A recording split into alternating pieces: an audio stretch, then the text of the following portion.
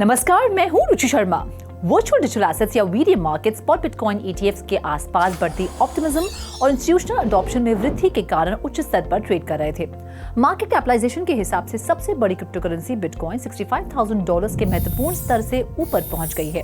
Crypto currency का IC15 index 5% की बढ़त के साथ 82,670 पॉइंट्स पर ट्रेड कर रहा था। एक और दिलचस्प खबर में ब्लैक रॉक इनकॉर्पोरेशन के iShares बिटकॉइन ट्रस्ट और फिडेलिटी इन्वेस्टमेंट के वाइज ओरिजिन बिटकॉइन फंड ने न्यूबॉर्न 9 में टोटल इनफ्लो का 79% हिस्सा हासिल कर लिया है, जो नए ETFs के ग्रुप के लिए एक पॉपुलर नाम है जो सीधे बिटकॉइन में इन्वेस्ट करते हैं, चूंकि US securities and exchange commission ने यहां पर 10 जनवरी को एसेट्स को मंजूरी दे दी थी। इसी के साथ फिर भी ब्लैक रॉक के iShares बिटकॉइन ट्रस्ट ने इस हफ्ते अपने ट्रेडिंग वॉल्यूम और इनफ्लो दोनों रिकॉर्ड तोड़ दिए हैं। इसकी क्रिप्टो होल्डिंग बढ़कर 161,000 बिटकॉइन हो गई है। IBIT ने केवल 7 हफ्ते में ही $10 बिलियन का एसेट पार कर लिया है। इसके अलावा सबसे पुरानी क्रिप्टो करेंसी वर्तमान में पिछले 7 दिनों में 19% की वृद्धि पर है और पिछले 30 दिनों में 43% की वृद्धि हुई है, जो एक साल में इसका उच्चतम प्रतिशत लाभ है। इसकी वजह से बड़ी संख्या में BTC एड्रेसेस को प्रॉफिटेबिलिटी जोन में धकेल दिया गया है। 2 साल में पहली बार सभी बिटकॉइन एड्रेसेस में से 97% अब लाभ में हैं। इस बीच क्रिप्टो की रैली को निशाना बनाते हुए चीन का इकोनॉमिक डेली चीनी कम्युनिस्ट पार्टी का माउथपीस है। इसमें कहा गया है कि बिटकॉइन के मूल्य में बेतहाशा उतार चढ़ाव सामान्य बना हुआ है और क्रिप्टो करेंसी को अभी भी मेन स्ट्रीम में प्रवेश करना बाकी है। हाल के दिनों में क्रिप्टो ने अधिक लोकप्रियता हासिल की और तेजी से मुख्य धारा में आ रहा है। ग्रेस्केल का मानना है कि मांग और कीमत में स्पष्ट वृद्धि हुई है। दूसरी ओर JP मॉर्गन के विश्लेषकों का अनुमान है कि बिटकॉइन की कीमत हाल्विंग होने के बाद $42,000 तक गिर जाएगी।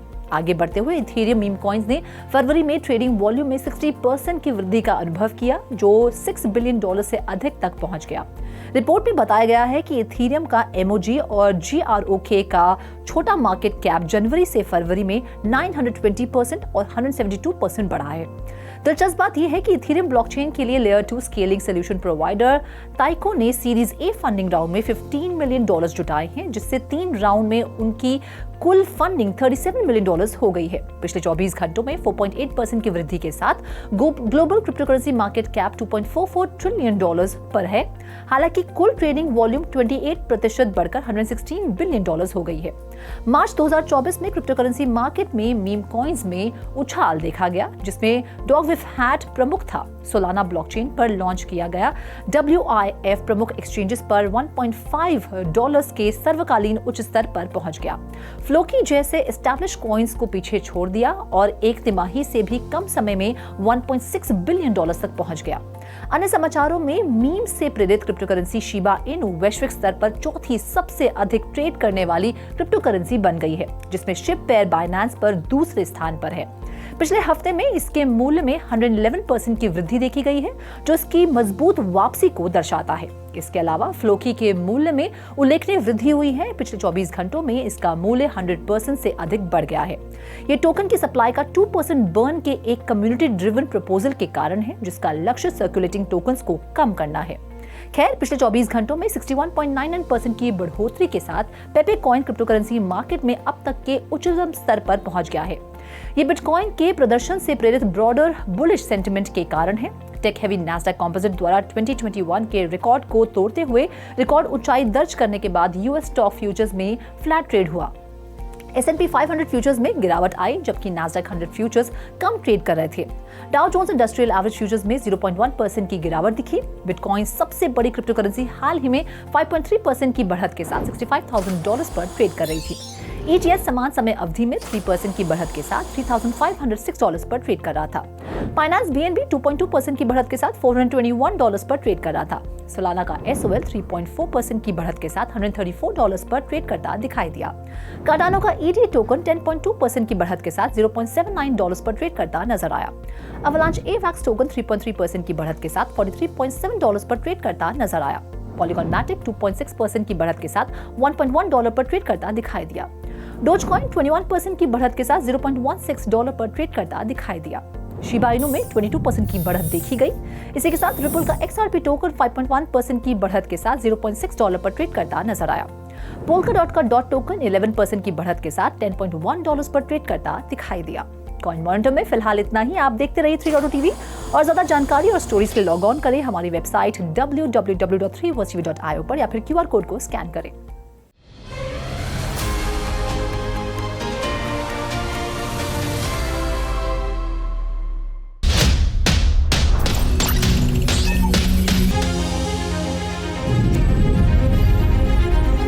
With 3.TV, stay connected with the world of blockchain. Stay up to date with infinite world of NFTs. Come explore and evolve with 3.TV in the metaverse. So many coins, so much volatility. 3.TV delivers the news that matters.